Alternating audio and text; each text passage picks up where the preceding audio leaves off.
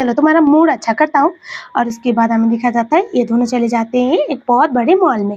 तभी साहब बोलता है आपको ज़्यादा आउटडेटेड नहीं हो अंकल, मिस्टर डेविल अंकल, इस उम्र में मैं 8 साल का हूँ और 8 साल के बच्चे को कौन मॉल में घुमाने लेके आता है। वो बोलता है बेटा आज तुम्हें मेरी टैलेंट देखने को मिलेगा, चलो अब तुम जाओ कॉइन चेंज करके ले आओ। और उसके बाद वहाँ पर ढेर सारे टॉयज वो जीत लेता है और साहब बहुत खुश था। वो बोलता है अंकल मुझे लगा नहीं था आप मुझे इतने सारे टॉयज के मालिक बना दोगे। वो बोलता है बेटा मेरे साथ रहा करो, तुम्हें बहुत कुछ पता चलेगा, बहुत कुछ देखने को मिलेगा। खैर छोड़ो, तुम्हारे पापा ने तो तुम्हारे लिए कुछ नहीं किया होगा, तुम्हारा तो बाप ही यूजलेस है, he was useless as a father as well as husband, ऐसा वो बोलता है। तभी हमें दिखाया जाता है शाह बोलता है मम्मी, और तभी बोलते कहाँ। उसके बाद उसे उठा के अंदर लेके जाता है। वो बोलता है क्या हुआ अंकल आप क्यों। तभी वो बोलता है अगर तुम्हारी मम्मी को पता चलेगा ना यहाँ पर हम दोनों है तो उस टाइम पे उसको ऐसा लग सकता है कि मैं उसको स्टॉक कर रहा हूँ और मैं नहीं चाहता ऐसा कुछ।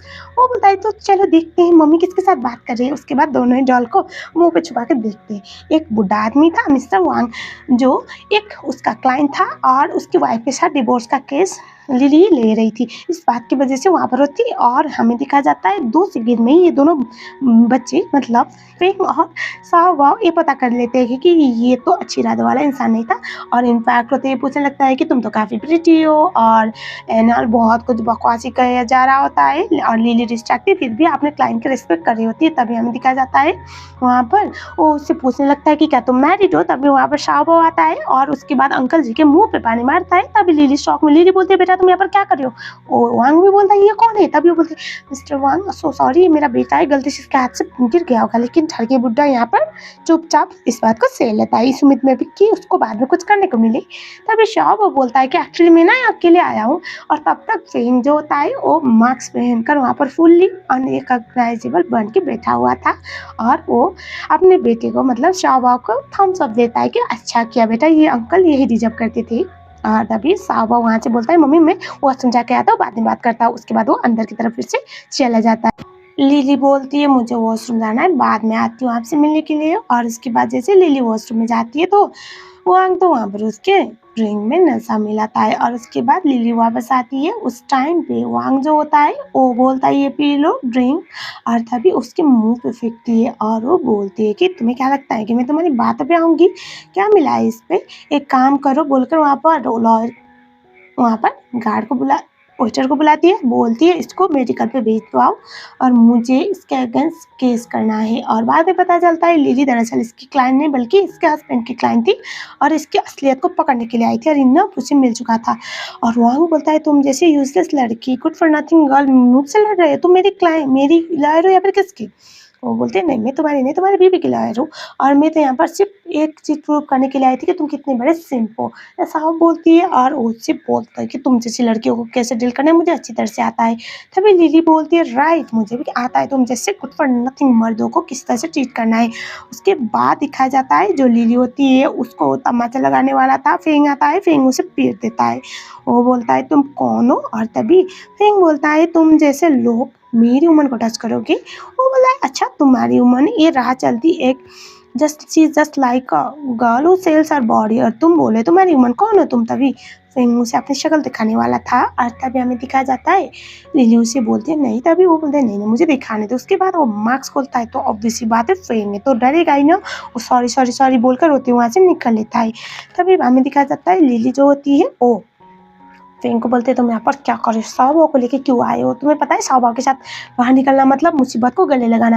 वो बोले हाँ फिर भी मुझे लगा कि तुम यहाँ पर मुझे लेकर किसी के साथ चीट कर रहे हो तो मैं क्या करूँ। तभी वो बोलते हैं मम्मी। और तभी वो बोलता है ये तुम्हारा बेटा कुछ ज़्यादा ही शैतान नहीं। और तभी वो बोलते हैं मेरा बेटा। तभी वो बोलते हैं कि मम्मी एक्चुअली ये मेरी आंटी है मम्मी नहीं, लेकिन मैं इनको हमेशा मम्मी बोलती हूँ, मैं मम्मी बोलता हूँ क्योंकि ये मेरी मम्मी की बेस्ट फ्रेंड है। और तभी पता चलता है उसकी जो बेस्ट फ्रेंड है उसका बेटा है शाहबा। वो बोलता है क्या ये तुम्हारा बेटा नहीं है। वो बोलती है कि क्या तुम्हें लगा कि ये मेरा बेटा है। वो हंसने लगती है, वो बोलता है मुझे लगा ये तुम्हारा बेटा है, खैर छोड़ो। और तभी लिली मन ही मन में सोचती है कि इसको ऐसा भी लगा भी कैसे कि ये मेरा बेटा है। और तभी वो थोड़ा सा सैड होती है, वो बाद में पता चलेगा रीजन क्या था। और उसके बाद हमें दिखाया जाता है शाहबा बोलता है अंकल मुझे आइसक्रीम खानी है। वो बोलता है हाँ बेटा क्यों नहीं, इतनी अच्छी बात पता चली है, मैं तुम्हें पेट भर के आइसक्रीम खिलाऊंगा और कल पेट दर्द हुआ ना तो अपनी मम्मी और पापा को बोलना हॉस्पिटल ले जाए। इनके पास मत आना बोलकर उसे लेके चला जाता है।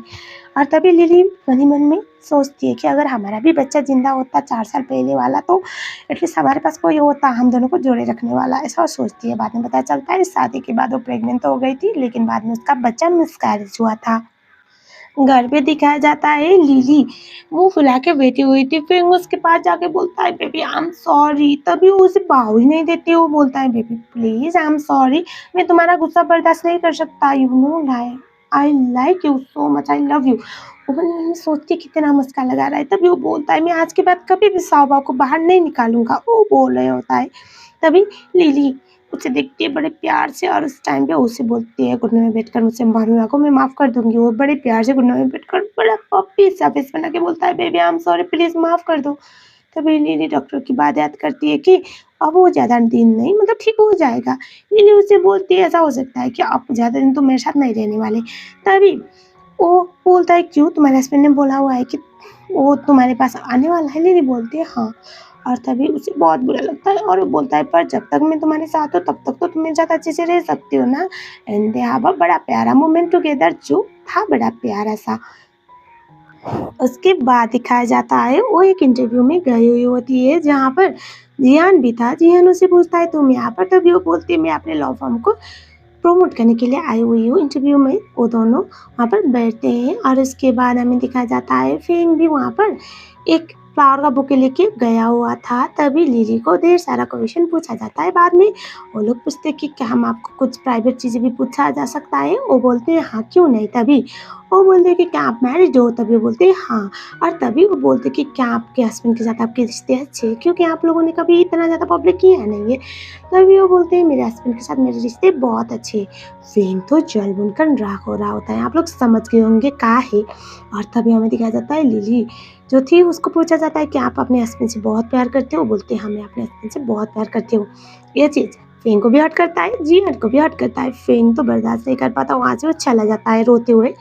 मतलब लिटरली ये बंदा रो रहा होता है। लिली उसके पीछे पीछे जाने वाली थी, लेकिन वहाँ पर लोग बोलते हैं कि एक्चुअली आपका कुछ वो एडिटिंग पार्ट देखना है ताकि बाद में जब वीडियो रिलीज हो तो कोई कंट्रोवर्सी ना हो या फिर आपको कोई ऑब्जेक्शन ना हो, कोई इश्यू ना हो। लिली चली जाती है और सीन को एक बार काटा जाता है। अगले सीन जहाँ पर फेंग पूरी तरह से बारिश में भीगा हुआ था और वहाँ पर ड्रिंक कर रहा था और वो बहुत ज़्यादा रो रहा होता है। लिली उसे ढूंढते ढूंढते वहाँ पर पहुँचते जहाँ पर फेंग थी। ये फेंग को तुम क्या हाल बना के बैठे हुए हो। वो बोलता है मेरे पास जाने के लिए घर नहीं, ना कोई नाम है, ना कोई पहचान है, ना कोई वजूद है, तो मैं क्या करूँ, मेरे साथ ये सब कुछ क्यों कर रहे हो तुम। वो बोलती क्या हुआ। तभी वो बोलता है मुझे पता है तुम अब मुझे छोड़ने वाली हो ना, और तुम अपने हस्बैंड से इतना प्यार करते हो तो तुम दोनों वाला क्यों थे। तुमने मुझे सिर्फ अपने हस्बैंड के साथ रिवेंज लेने के लिए और या फिर उसको जलाने के लिए यूज़ किया हुआ है ना, फिर मेरी फीलिंग का क्या, मेरी फीलिंग का क्या, जो मैं तुमसे प्यार करता हूँ। और अभी तो तुम मुझे चाहती भी नहीं हो ना, मुझे पता है। तुम बस मुझे रिप्लेस करना चाहती थी अपने हस्बैंड से, और जैसे हस्बैंड वापस आया उसके बाद अब फिर से तुम अपने हस्बैंड के पास जाओगी, मेरा क्या होगा। तुमने कभी मेरी फीलिंग के बारे में सोचा है। वो बोलता है नहीं ऐसी कोई बात नहीं, मेरी बात सुनो। वो बोलता है नहीं बात ही यही है, तुम बिल्कुल भी मेरी फीलिंग को कंसिडर नहीं कर रही हो। तुम ये नहीं चाहती कि मैं खुश रहूँ, या फिर तुम कभी भी नहीं चाहती, तुम बस अपने आप के लिए सोचती हो, अपने हस्बैंड के लिए सोचते हो। इतना बड़ा गधा, इतना बड़ा स्टूपिड है तुम्हारा हस्बैंड, फिर भी तुम सिर्फ उसके लिए लॉयल हो, मेरे लिए नहीं। मैंने क्या गलती कर दी। ऐसा बोल के रोने लगती है, रोने लगता है। तभी वो उससे बोलते हैं ऐसी बात नहीं। वो बोलता है अगर ऐसी बात नहीं है तो डिवोर्स दे दो अपने हस्बैंड को। और तभी वो कुछ बोलती है उससे पहले वो बोलता है आई नो ये बहुत मुश्किल है तुम्हारे लिए, तुम देने वाली भी नहीं हो, मैं ही करे तुम लगा के बैठा हुआ हूँ। उसके बाद वो जाने वाला होता है, वो उसे अपने पास खींचती है और अपने प्यार का सबूत देती है। उसके बाद वो बोलती है देखो मेरी बात सुनो, सबसे पहली बात तो वो मेरा हस्बैंड नहीं, दूसरी बात मेरे लाइफ में कोई नहीं, और तीसरी बात तुम मेरे घर जा रहे हो, जो मेरा नहीं तुम्हारा, मेरा घर है, हमारा घर है। तो दोबारा अगर सोचा ना मुझे छोड़ के जाने के बारे में, मैं जान ले लूँगी, चलो यहाँ से। ऐसा बोल के उसे बोलती है मैं किसी और को प्यार नहीं करती, मैं किसी और को लाइक नहीं करती, आई जस्ट लाइक यू और आई जस्ट लव यू, ऐसा बोलती है। वो तो बहुत इमोशनल होता है, बहुत खुश होता है। उसके बाद वो दोनों घर चले जाते हैं, एक बड़ा प्यारा मोमेंट स्पेंड करते हैं। कुछ टाइम के बाद दिखाया जाता है जहाँ पर फेंग को लिली बोलते हैं कल एक मीडिया प्रोग्राम है जहाँ पर हमें कैंपिंग पे जाना है, कैंपिंग पे क्या तुम मेरे साथ चलोगे। वो बोलता है अरे श्योर, तुम हमारे रिश्ते को पब्लिक करने वाली हो। वो बोलता है तो लिली बोलती है क्यों, तुम्हें नहीं करना क्या, कोई बात नहीं। तभी बोलते नहीं नहीं मैं तो बस मजाक कर रहा था, तुम भी ना सीरियस ले लेती हो। उसके बाद वो हंसती है। उसके बाद ये लोग सच में कैंपिंग करने के लिए चले जाते हैं। उसके बाद दिखाया जाता है वहाँ पर जाने के बाद लिली की जो दोस्त होती है उसको बोलती है कि तुम्हारी तो लत पड़ी, सोचा नहीं होगा ना तुम्हारा हस्बैंड इस तरह से एक्सीडेंट में पड़ेगा, उसके बाद तुम्हें इतना प्यार मिलने वाला है। वो बोलती है तुम क्या बोल रहे हो, तभी लिली की दोस्त बोलती है साफ साफ दिख रहा है तुम दोनों के दूसरे से कितना प्यार है, लेकिन आ नहीं रहा। 12 साल से तुम दोनों एक दूसरे को जानते हो, 4 साल तक मैरिज रिलेशन में थे, उसके बावजूद भी तुम दोनों का हस्बैंड वाइफ वाला रिलेशन नया रहा, लेकिन एक्सीडेंट के बाद ये बंदा इतना बदलने वाला है। अगर ऐसा पता चलता तो मैं 4 साल पहले उसे धक्का दे देती बहुत बड़ी पहाड़ी से, ताकि वो सब कुछ भूल जाए। वो हंसने लगती है और हमें दिखाया जाता है वहाँ पर तभी जो मैनेजर है वो जियान को भी लेके आता है और सबको बोलता है ये भी हमारे कंपनी के साथ कोलैब करने वाले हैं, इस बात की वजह से वो भी यहाँ पर रहने वाले हैं। तो इनको अच्छा नहीं लगता, लेकिन हाँ इसे पता है अब लिली की प्रायोरिटी क्या है, इस बात की वजह से वो इनसिक्योर नहीं था। इससे पहले कि वहाँ पर जियान लिली से बात करने के लिए आने वाला था, जियान जो होता है आता उससे पहले ही फैंग लिली को बोलता है बेबी मुझे पता है तुम्हें बेक्ड कॉर्न बहुत पसंद है, बोल के वो बोलता है चलो खाओ। लिली खाने वाली थी लेकिन वो उसके साथ में खाने लगता है, मतलब एक ही स्टिक से दोनों खाते हैं। तो ओ सब लोग तो देखते रह जाते हैं, आ वाली फीलिंग आ रही होती है सबको। और तभी या थोड़ा पीछे हटता है और उसके बाद हमें दिखाया जाता है फेंग इतना कमीना इंसान, वो पीछे देखता है और बोलता है ओ मिस्टर जियान आप भी यहाँ पर हो, मैंने सोचा नहीं था आप मिलोगे मुझे यहाँ पर। खैर छोड़ो कोई बात नहीं, आप आए हो तो अच्छे से रहना ठीक है ना, बोलकर उसका मजाक बनाता है। मतलब जो विनिंग फेस था उसका जो मज़ेदार था। तभी हमें दिखाया जाता है फेंग जो होता है उसको जियान बोलता है मैं तो बस यहाँ पर इंजॉय करने के लिए आया हूँ पुराने दोस्तों के साथ, लेकिन हाँ ये ज़रूर है कि क्यों आया था उसको पता था। उसके बाद हमें दिखाया जाता है वो बोलता है चलो आप दोनों यहाँ पर ऑलरेडी एक दूसरे को जानते हो, लेकिन मैं तो आपको इतना नहीं जानता ना, तो चलिए मैं आपसे बात कर लेता हूँ, मुझे कुछ जानना है आपके बारे में, बोल कर वो दोनों वहाँ से चले जाते हैं। लेट नाइट तक भी फेंग तो वापस आता नहीं, दीदी तो परेशान होती है, कॉल करते हैं फ़ोन नहीं लगता। उसके बाद हमें दिखाया जाता है जो लिली होती है वो वहाँ पर जियान के पास आके पूछती है कि फेंग कहाँ पर है। वो बोलता है मुझे क्या पता, हम दोनों तो कुछ देर ही बात किए थे, उसके बाद तो वो कहीं चला गया है। अब लिली परेशान कि कहाँ गया, इतनी पहाड़ी वाली जगह पे जंगल था और मतलब जंगली जानवरों का भी खतरा था, होता है ना एक फीलिंग, क्योंकि वो उससे बहुत प्यार करती थी और वो डरती है। उसके बाद उसे रोने लगती है और हमें दिखाया जाता है पैरेलल जहाँ पर फेंग वापस आया था, क्योंकि उससे बहुत प्यारा फ्लावर मिला था, वो ढूंढने के लिए वो जंगल में गया था। उसने अपने दोस्तों से पता किया हुआ था कि यहाँ पर सबसे यूनिक चीज़ क्या है, और जब उसे पता चलता है कि लिली उसे ढूंढने के लिए गई, उसके बाद तो वो तो टेंशन में। उसके बाद कैंपिंग की हो गई माँ बहन एक, और उसके बाद सब लोग लिली को ढूंढने लगते हैं। लिली एक बहुत बड़ी पहाड़ी से नीचे गिर गई थी बेचारी। जब वो अपनी आंखें खोलती है तो वो वहाँ पर अपने फ़ोन को बजते हुए देखती है, वो बहुत ज़्यादा टेंशन में आती है। उसके तो बॉडी ज़्यादा अच्छे से रेस्पॉन्ड भी नहीं कर रहा था, क्योंकि बहुत ऊपर से गिरी थी। उसके बाद वो कुछ कर नहीं पाती, जिस तरह से फ़ोन को होल्ड करती है, उसके बाद वो फ़ोन के फ्लैश लाइट को ऑन करती है, ऊपर की तरफ लगा देती है। और जिस बात की वजह से यहाँ पर सब लोग उसे ढूंढ रहे होते हैं और ढूंढ भी लेते हैं। फेहिंग बहुत रो रहा था, उसे हक करता है और वो बहुत रोता है, लिली भी रोती है। वो बोलते हैं मुझे लगा था मैंने तुम्हें खो दिया। फेंग बोलता है इतनी ईजी बिल्कुल भी नहीं।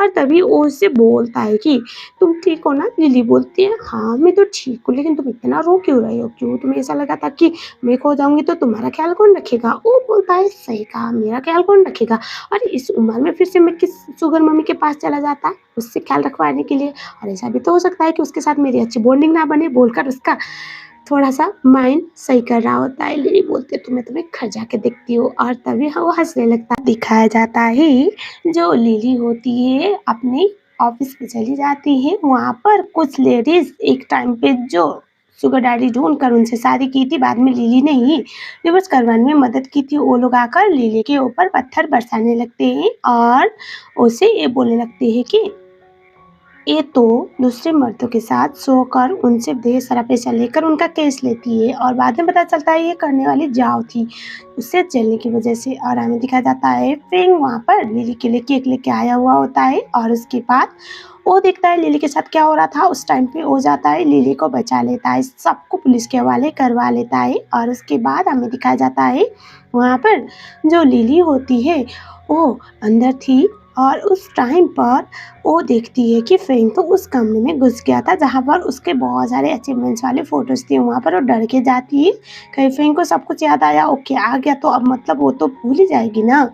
फेंग को बोलती है कि तुम ठीक हो ना। वो बोलता है मैंने यहाँ पर आके ये देखा कि मैं 4 साल में बहुत ज़्यादा चेंज हुआ हूँ, और ऐसा हो सकता है कि मैं टोटली यूज़लेस था, मैं तुम्हें बिल्कुल भी अच्छे से ट्रीट नहीं करता था, लेकिन कोई बात नहीं, देर आए दुरुस्त आए, लेकिन एटलीस्ट ये बात सच है कि अब मैं बिल्कुल भी तुम्हें कभी डिसअपॉइंट नहीं करूँगा।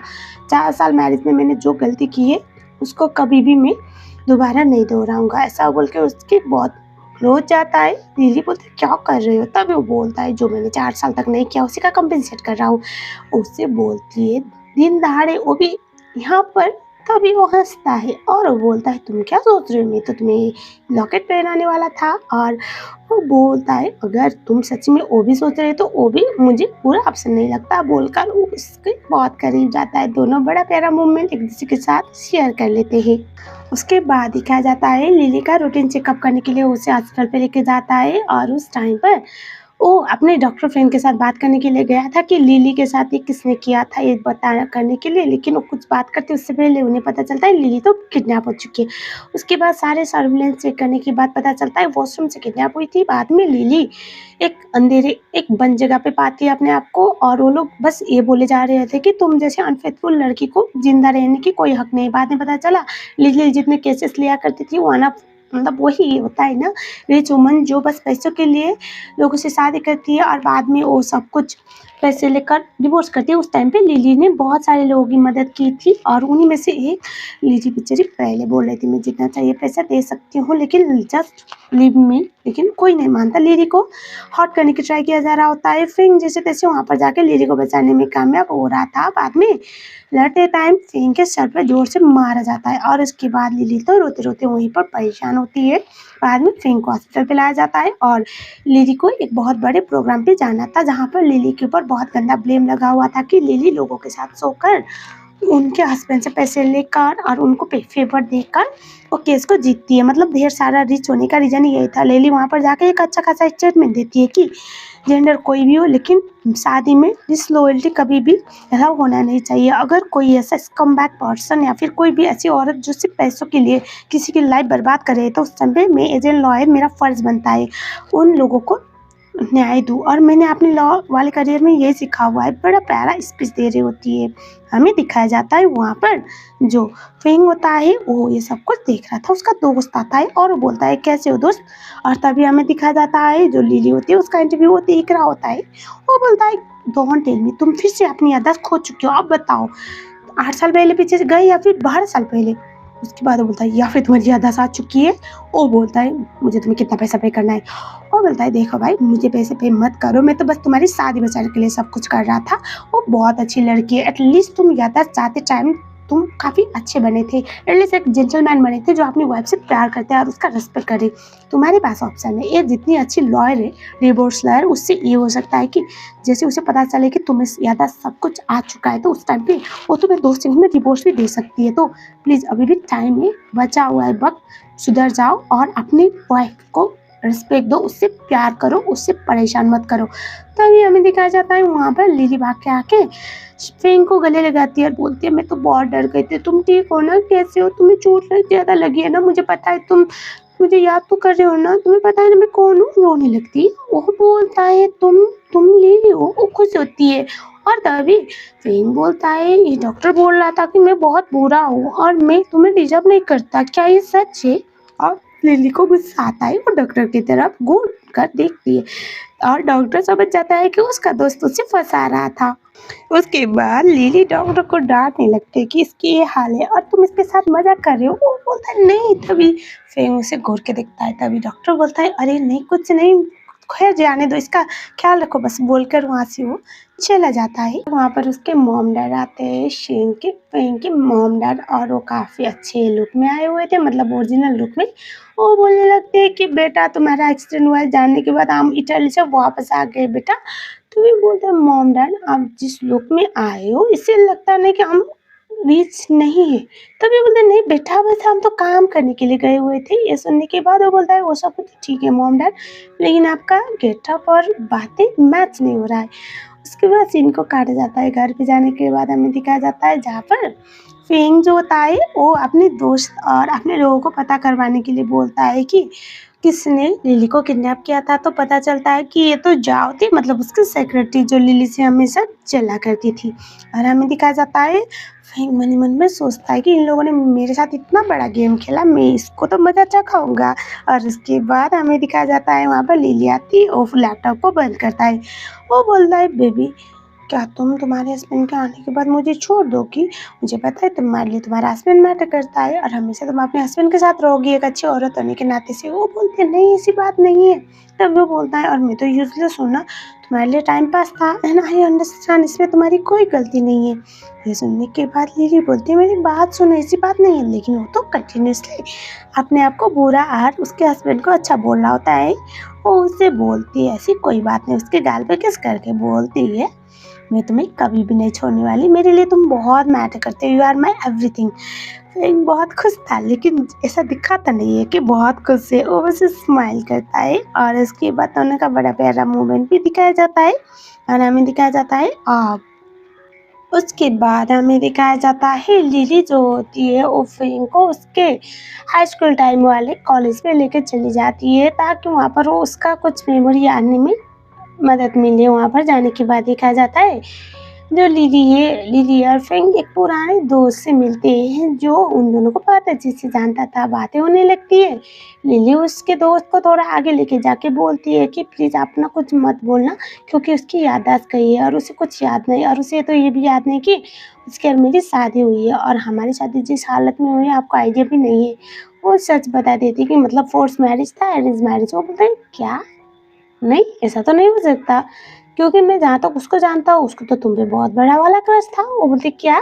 तभी हमें फ्लैशबैक में दिखाया जाता है सच में फेंग जो है उसे लिली पे बहुत बड़ा क्रश हुआ करता था, लेकिन हमेशा उसने जिहान को उसके साथ देखा हुआ था। इस बात की वजह से वो बहुत जलता था, बहुत ज़्यादा हार्ट ब्रोक था, जिस बात की वजह से उसने कभी भी लिली को अच्छे से ट्रीट नहीं कर पाया था, क्योंकि उसे ऐसा लगता था कि वो उसका फर्स्ट नहीं सेकंड ब्राइड बनेगी। और ये सब कुछ सुनने के बाद तो शॉक में। और तभी वहाँ पर फेंग आता है और वो बोलता है क्या हुआ बेबी, तुम इतने परेशान क्यों हो? वो खुश हो रही होती। तभी वो बोल रहा होता है कि तुम इसलिए परेशान हो क्योंकि तुम्हारे हस्बैंड को ये पता चलेगा कि तुम्हारे एक्स बॉयफ्रेंड के साथ तुम्हारा अच्छा खासा बॉन्डिंग था यहाँ पर, इस बात की वजह से। वो बोलते क्या? तभी वो बोलता है हाँ, तुम मुझे इस तरह से धोखा दे सकते हो, मैं सोच नहीं सकता कि तुमने मुझे अपना लवर बनाकर अपने हस्बैंड को अपने आप से दूर किया। तो बैठो, क्या तुम्हें याद आ चुका है? वो बोलता है तुम्हें क्या लगता है मैं भूल जाऊंगी ये सारी चीज़ें? कभी भी नहीं। वो रोने लगती है और बोलती है कि मुझे लगा था मैं तुम्हारा अच्छे से ख्याल रखूंगी तो तुम मुझे माफ़ कर दोगे, तुम मुझे एक्सेप्ट करोगे, लेकिन याददाश्त आने के बाद तुम फिर से दोबारा वही बन रहे हो जो रूथ, एरोगेंट और बहुत ज़्यादा बदतमीज। मेरी क्या गलती है? मैं तुमसे इतना प्यार करती हूँ। हाँ मेरा पास था, लेकिन इट डजंट मीन कि तुम पूरी लाइफ मुझे ताने मारते रहोगे। वो बोलता है बेबी मेरी बात सुनो। अरे ऐसी कोई बात नहीं, तुम मेरा कमाल हो। वो बोलती है तो क्या, तुम मुझे हमेशा छेड़ते रहते हो, तुम मुझे परेशान करते रहते हो, ऐसे भी मैंने क्या गलती कर दी? और तभी वो बोलते नहीं बेबी ऐसी बात नहीं है, मैं तो तुमसे बहुत प्यार करता हूँ और सिर्फ तुमसे प्यार करता हूँ। हाँ मेरा बताने का तरीका, तुम्हें एक्सप्रेस करने का तरीका गलत हो सकता है, लेकिन मेरी फीलिंग जेन्युइन है। वो उससे बोलता है। तभी लिली बोलती क्या तुम सच बोल रहे हो? तभी वो बोलता है हाँ बाबा मैं तुमसे बहुत प्यार करता हूँ। उसके बाद वो उसको बहुत ज़्यादा क्लोज ले आता है और दोनों का बड़ा प्यारा कन्फ्यूजन दिखा जाता है। सब लोग कंग्रेचुलेट करते, चीयर अप करते। गाड़ी में जाने के बाद देखा जाता है लिली हंस रही होती है। वो बोलता है हंस क्यों रही हो? वो हंसती है, बोलती है हम दोनों मैरिड कपल होने के बावजूद भी इस तरह से हाई स्कूल वाले स्कूल टाइम के कपल जैसी हरकतें कर रहे थे, तो थोड़ा अजीब नहीं है? तभी वो बोलता है हम दोनों मैरिड है और मैरिड कपल तो कुछ भी कर सकते हैं, तुम भी ना। और उसके बाद वो हंसती है। उसके बाद दिखाया जाता है ऑफिस में ये दोनों साथ में जाते हैं और सब लोग खुश थे कि फाइनली दोनों एक दूसरे के साथ है। और तभी हमें दिखाया जाता है लिली अंदर ऑफिस रूम में होती है। वहाँ पर वो पीछे की तरफ मुड़ी हुई थी, जिस बात की वजह से जो फेंग है वो तो नहीं बल्कि जाओ अंदर जाती है। जाओ कॉफ़ी रखती है। वो एक्सपेक्ट कर रही थी कि यहाँ पर फेंग होगा, लेकिन यहाँ पर लिली को देखकर वो डिसअपॉइंट थी। उसके बाद लिली बोलती है तुम्हें शर्म नहीं आनी तुम्हें शर्म आनी चाहिए, तुम यहाँ पर मुंह उठा के आई हुई हो।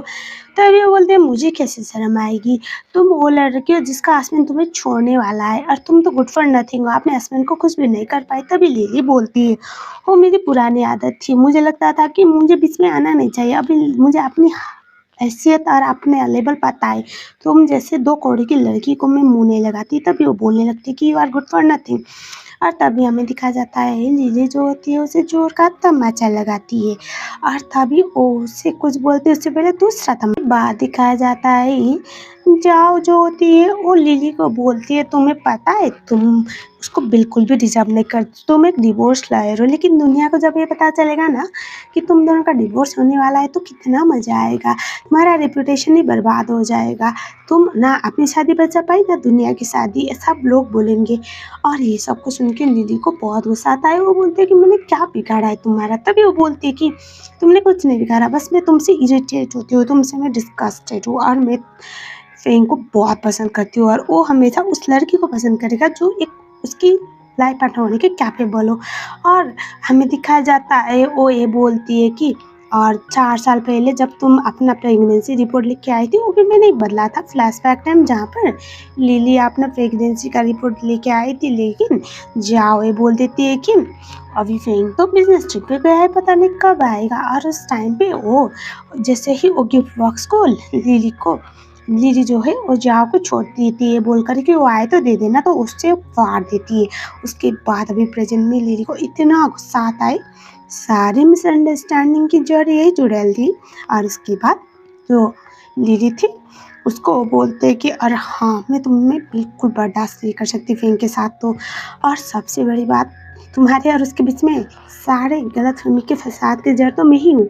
मैंने बोला था कि तुम हमेशा जब तुम फेंग बिजनेस ट्रिप पे बाहर चला जाता है तो तुम अपने एक्स के पास चली जाती हो, इसी बात की वजह से वो हमेशा तुमसे चिड़ा रहता था। ये सुन के उसे इतना गुस्सा आया उसे मारने लगती है, तमाचे के ऊपर तमाचे, जो कुत्ते का मैंने डिजर्व भी करती थी। इंडियन हमें दिखाया जाता है जो लिली होती है उन दोनों की लड़ाई हो रही होती है, तभी वहाँ पर फेंग आता है। फेंग को देखने के बाद जाओ आज प्रिटेंडिंग कि मैंने कुछ नहीं किया, यही सब कुछ कर रही थी। फेंग बोलता है थैंक यू सो मच, तुमने सही वक्त पर हम दोनों के बीच में जो गलतफहमी थी उसको ठीक करने में मदद की, मैं तुम्हें बर्दाश्त नहीं कर सकता। तो मेरी वाइफ से बोल रही थी कि मेरी वाइफ दुनिया की सबसे बड़ी अच्छी डिवोर्स लॉयर है और उसका डिवोर्स होने वाला है। खैर मैं तुम्हें एक बात बताना तो भूल गया, तुम भी अब एक बहुत बड़े क्रिमिनल लॉयर को हायर कर लो, क्योंकि तुम्हें मैं किडनैपिंग और अटेम्प्ट टू डेथ के केस में तुम्हें जेल पे डलवाने वाला हूँ। हिम्मत कैसी हुई मेरी बीवी को हाथ भी लगाने की। वो बोले होते नहीं मैंने कुछ नहीं किया, और उसके मुंह पर सारे एविडेंसेस फेंक देता है और उसके बाद पुलिस वाले उसे लेकर चले जाते हैं। हम देखते हैं लिली बेचारी वहाँ पर स्ट्रेस के मारे बेहोश हो जाती है और फिर उसे उठा के हॉस्पिटल को लेकर चला जाता है। लिली जब अपने आँखें खोलती है तो उस टाइम पे फेंग को अपने साइड पर पाती है, वो बोलती है मुझे क्या हुआ है। तभी फेंग उससे बोलता है तुम प्रेग्नेंट हो। वो तो शॉक में वो उठती उससे पहले वो बोलता है अरे आराम से इतना ज़्यादा रिएक्ट मत करो, अभी 3rd ट्राइमेस्टर चल रहा है, डॉक्टर ने बोला है तुम्हारा ख्याल रखना है। बेबी आई नो मैं बहुत ज़्यादा गंदा हूँ, बहुत बुरा हूँ, लेकिन मैं प्रॉमिस करता हूँ कि कभी मैं ये गलती दोबारा नहीं करूँगा, किसी बेवकूफ़ सिक्योरिटी के चक्कर में अपनी मैरिड लाइफ को ख़राब नहीं करूँगा। और मैं यकीन करना नहीं चाहता लेकिन मैंने 4 साल तुम्हें इस तरह से तड़पाया। और तभी वो बोलती है सही कहा तुमने मुझे बहुत तड़पाया और इसी बात की वजह से मैं तुम्हें माफ़ ना करना चाहती, लेकिन क्या करूँ, मैं दिल की इतनी अच्छी हूँ ना, मैं किसी को माफ़ किए बगैर रह नहीं पाती हूँ। उससे बोलता है इसकी सज़ा ना तुम मुझे पूरी लाइफ दे सकती हो, लेकिन प्लीज़ मुझे कभी छोड़ के मत जाना। ऐसा बोल के उससे माफ़ी मांग लेता है। दोनों एक दूसरे के साथ होते हैं और हमें दिखा जाता है तभी दोनों के काफ़ी करीबी मोमेंट चल रहा होता है। तभी वहाँ पर मॉम डैड आते हैं। उसके बाद दिखाया जाता है लिली बहुत ज़्यादा एम्बारेस थी। उसके बाद मॉम डैड दोबारा अंदर आते हैं और उसके बाद वो बोलते हैं कि तुम दोनों की खुशी के वक्त पे हम क्यों नहीं हो सकते। और तभी हमें दिखाया जाता है सीन जो होता है फेंग वो बोलता है मॉम डैड आप इटली गए थे ना। वो बोलते हैं इतनी अच्छी खबर है हम ना आए, ऐसा हो सकता है भला। उसके बाद वो बोलते हैं बेटा हम आपके लिए कुछ लेके आए हैं, दुनिया में जितने भी प्रॉपर्टी थी सारे लिली के नाम पे शिफ्ट कर दिया था। तभी वो बोलते हैं मॉम डैड मत करो, ये नहीं चाहिए मुझे। तभी वो बोलते हैं क्यों नहीं चाहिए बेटा, इस गधे को बर्दाश्त किया 4 साल तक तुमने। इतनी ज़्यादा रूड हरकतों के बावजूद भी मेवती खुद ही भाग जाती और तुम्हें लगता है कि तुम डिज़र्व नहीं करती, तुम सब कुछ डिज़र्व करती हो बोलकर उसको ढेर सारी चीज़ें गिफ्ट करते हैं। शेन बोलता है फेंके ले लो, मुझे कोई दिक्कत नहीं, क्योंकि एटलीस्ट आई बिलीव कि तुम कंपनी को ज़्यादा बेटर तरीके से चला सकते हो और कभी दोबारा मैंने तुम्हें मिसबिहेव किया तो तुम ये सब कुछ लेके भाग जाना। लिली हंसती है और तभी मोहम्मद डैड अपने ग्रैंड चाइल्ड को होने वाले ग्रैंड चाइल्ड को ब्लेसिंग देते हैं और इसके बाद वो वहाँ से चले जाते हैं और हमें दिखाया जाता है और वहाँ पर मोम जाने से पहले उसे एक बहुत ज़्यादा प्यारा और एल्बम दी थी जहाँ पर फेंग ने लिली के लिए सारे फोटोज सब कुछ सबमिट किए हुए थे। मतलब लिली को कितना लाइक करता था वहाँ पर प्रॉपरली ये चीज़ मेंशन था। लिली बहुत खुश थी। उसके बाद में पता चलता है फेंग उसे बहुत लाइक करता था हाई स्कूल टाइम से ही। जिहान को जब उसने डेट किया उसका दिल टूट गया। उसके बाद उसने सोचा था वो मूव ऑन कर लेगा, लेकिन मूव ऑन कभी कर नहीं पाया था।